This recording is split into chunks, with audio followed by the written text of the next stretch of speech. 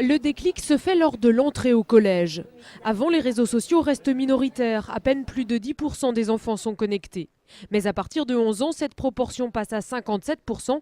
Quant aux lycéens, ils sont 85% à posséder un compte Facebook. Les filles plus que les garçons. Et tous ont en commun d'être très actifs et de cumuler les amis, 210 en moyenne. Ils sont assez candides et assez transparents sur leur vie privée. Ils diffusent des photos, parfois des photos d'amis sans forcément leur avoir demandé leur autorisation au préalable.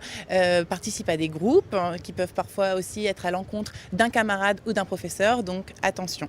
Attention car un quart des enfants reconnaissent avoir été victimes d'incivilités sur le réseau, mensonges, rumeurs, voire insultes. Et un tiers confie qu'ils ont parfois été choqués par des propos ou des images pornographiques, violentes ou racistes. Alors comment faire pour prévenir ces dérives ? Ce qu'on donne comme conseil aux parents, c'est que l'ordinateur ne soit pas fermé dans une pièce seule. C'est-à-dire qu'il faut qu'il puisse y avoir une présence parentale, poser des questions et qu'est-ce que tu as à voir, qu'est-ce que tu as tel ou tel ami, mais pourquoi c'est ton ami, est-ce que tu le connais, est-ce que tu le connais pas, qu'est-ce que tu fais avec lui. Dialoguer sans trop s'immiscer. Pour l'UNAF par exemple, ce n'est pas forcément une bonne idée d'être ami Facebook avec son enfant afin de surveiller toutes ses activités.